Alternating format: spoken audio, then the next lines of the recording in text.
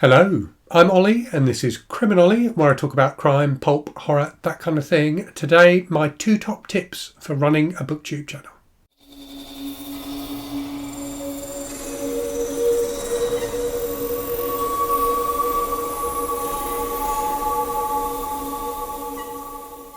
So there have been a couple of videos on BookTube recently which I thought were really interesting, both of which were about the subject of leaving BookTube.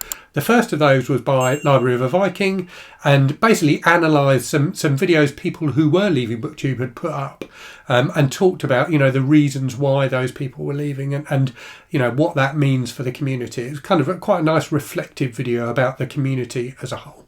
The other video was by Becoming a Bookworm, which was kind of a response video to Library of a Viking's video. And was in that one, Becoming a Bookworm was talking about why he's not leaving BookTube, what he gets out of making videos. I've got a couple of thoughts about the subject, so I thought I would make a video and just share those with you. And basically the core of this video is my 2 top tips for maintaining a channel, for having a channel and keeping that channel running.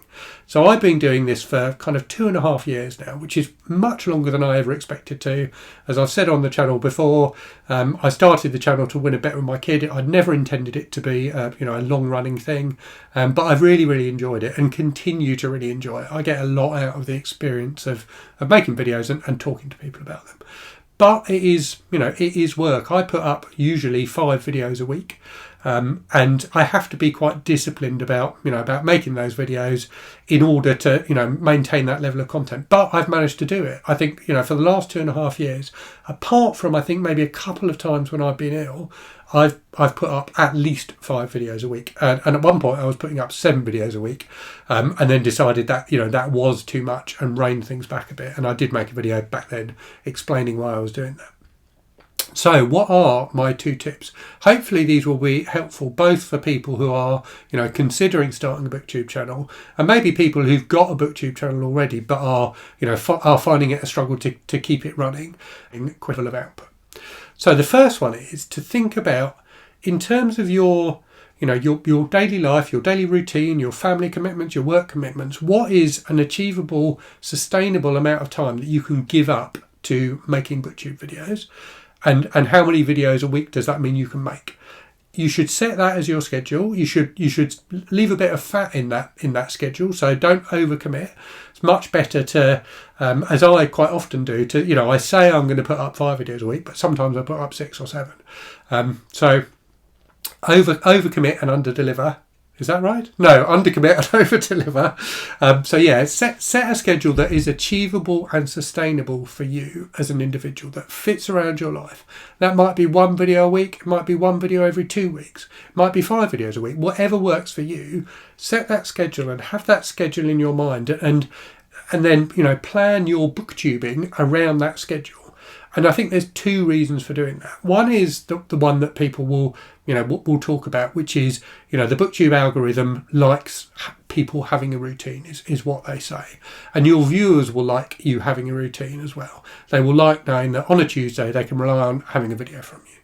But the other reason is, I think, more of a kind of psychological reason, certainly for me, is that if I even feel in danger of missing one of my slots and missing a video, not being able to put up on a video on a day when I normally do, then that makes me anxious. So I think making sure that your schedule is achievable removes that anxiety. It means you won't worry about it. And I think the danger is that when you miss one video, it then becomes easier to miss the next video and the next video, and to just fall out of the habit of doing BookTube. You need to make it like a habitual thing, but that the frequency of that habit is completely up to you and completely within your control. And you won't get penalised for only putting up a video every 2 weeks. But if that's what your schedule is, try and make sure you do put up a video every 2 weeks. Then your viewers will keep coming back, and you will keep coming back as well. You won't, fall out of the habit of making videos. So that's my first tip.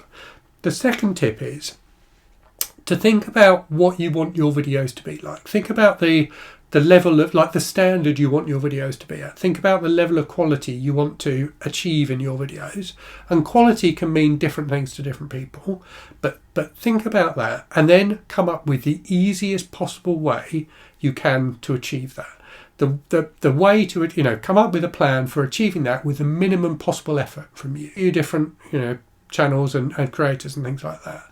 And thought about the things that I personally, as a viewer, found engaging about people's videos, and found to be things that made me think that this was someone who was, like, serious about it, if that makes sense. So a big part of it is obviously is what you say, and that is by far the most important bit of it. It's the ideas, it's your personality, it's engaging with your audience. That's the most important thing. But I discovered when I was watching people's videos at the start of my kind of channel that I really liked it when there were things that reminded me that was, you know, it was that channel. There were, like, you know, logos or intros or catchphrases or things like that for the channel that I knew would come up in a video and would make me feel part of the community for that channel, if you like. So that's why I have, at the start of my videos, I have, you know, my kind of credit sequence, if you like. That's why I always say the same thing at the start of my videos. That's why I always say the same thing at the end of my videos. That also makes it much easier to make videos, because I know when I sit down in this chair and start recording on my phone, I know the first few words that I'm going to say. I make some notes at the start of the video about, you know, what I want to cover in the video, but I don't, like, overly script things. But I can always sit down and start making a video because I know the first few words. And similarly, when I get to the end of the video, when I feel like I've run out of things to say, I just give the spiel at the end. So I think that actually, for me personally, that works really well in terms of making it easier to make videos. And with my credit sequence, so someone the other day very kindly said in a comment that, you know, my videos, like, feel really professional. I'm not sure they do. To me, they don't necessarily. But I think the credit sequence helps with that kind of vibe. Now, that credit sequence didn't take me that long to make. I did do, so recently, or about a while ago, I did, like, a revision of it, just to tighten it up a bit and make it smooth out some of the things that I felt didn't quite work about it. But basically, all that video is a few photos with the Ken Burns effect on them, some text overlaid on the top, which I created in PowerPoint with a green background, and some music, which I like, royalty-free music, which I downloaded free from Pixabay. So if you've got a fairly, you know, pretty much any video editing app will allow you to create an intro like that. So it took me probably 2 or 3 hours to create that intro, but that is a bit of content I can use in every single video that is consistent for people, that gives, you know, the channel a consistent and reasonably, arguably, professional vibe. And I think it works. I really like that intro. I'm really pleased with that intro. And when I think about it, it reminds me of, like, Saturday morning cartoons when you were a kid, yeah? So things like X-Men or, you know, Battle of the Planets, which is the one that I loved, or like Spider-Man, things like that. The like credit sequence for those shows, the quality of the animation was always really, really good. Yeah, they'd obviously put a lot of effort into those, and it was usually much better than the quality of the animation in the actual episode, because in the episode they were up against it time-wise and things like that, so they'd cut corners, they'd, like, you know, repeat loops and things like that. But the intro always looked fantastic. So that's kind of how I think about my credit sequence. So the most important thing about your channel is always going to be what you say and how you engage with your audience. But I think there are things you can do around the edges which aren't that difficult to do. It's a bit of investment up front, but then it gives that vibe, it gives that, you know, that thing for the audience to hook into on every single video. So for me, you know, I wanted my videos to have a reasonably kind of professional feel to them and a consistent feel to them. And the easiest way to do that for me was to invest a bit of time up front to create that intro sequence. But then I just, you know, I've got that as a clip. I just chuck it in when I'm editing every single time. And on the subject of editing, so one of the videos that Library of a Viking was reflecting back on in his video was a video from Anne with a Book. Well, that was her original channel name. I think she changed her channel name, and she now doesn't make videos. And she was talking about how it took her hours and hours and hours to create her videos. It doesn't take me hours and hours and hours to create my videos. and that's probably not a surprise to anyone, but literally I'll spend maybe 15-20 minutes like planning out the video, think about what I want to say. I sit down, I record, and then I edit. And the way I record is, if I feel like I'm going off track or I've made a mistake, typically I just start again. I don't stop and then edit. Occasionally I'll do that, but generally I will stop and I will start the video again from the beginning. So many of my videos, the first few minutes of those videos have been filmed like multiple times. So it takes me a bit longer to film the video, but it takes a lot less time to edit the video. And I think the videos kind of flow a bit better as a result. I see lots of videos from people, and if this is your style, if this is how you want to make your videos, that's absolutely fine. But where there are lots and lots of edits within the video, in order to maintain the flow of the conversation, if you like. I don't think you necessarily need to do that. For me, people don't expect a massive... They don't expect YouTube videos to be like TV shows. They expect... What they want is you as a creator talking about the things you're passionate about. And I think you don't necessarily need to edit out all the ums and ahs. I certainly don't edit those out in my videos. And I don't think that's a problem for people. It's certainly not a problem for me as a viewer. I'm quite happy with a very natural style of speaking from the people I watch.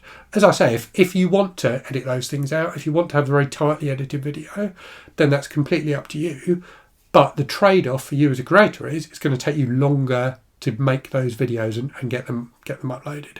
My videos typically, like a 10-minute video, probably takes me 20 minutes to film because of that kind of starting again from the beginning. Sometimes I manage to do it in a single take. My weekly wrap-up video that went up yesterday, I did in a single take. But sometimes I do end up starting again, and sometimes I will go back like a couple of minutes in my argument and start again from that point rather than going right back to the beginning.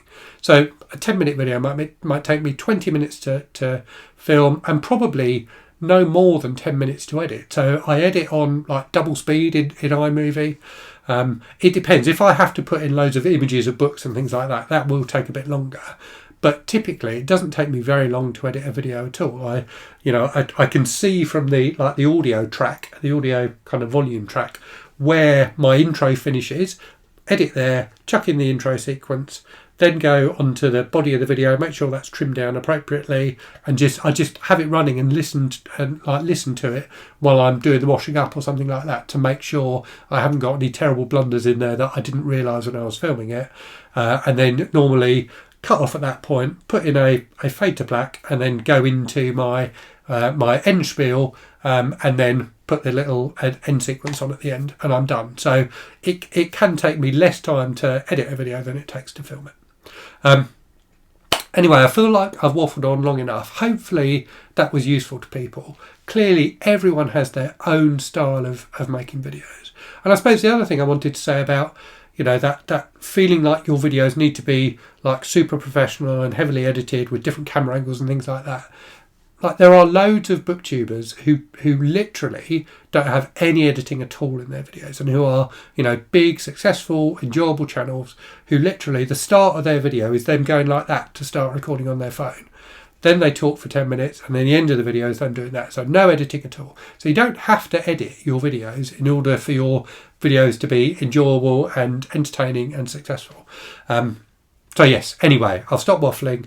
That's my thoughts. Hopefully those tips are useful. Do let me know in the comments your top tips for booktubers. Let's get a bit of a conversation going, and hopefully people can refer to the comments as well as this video to get tips if they're either thinking about starting a channel or struggling with their channel.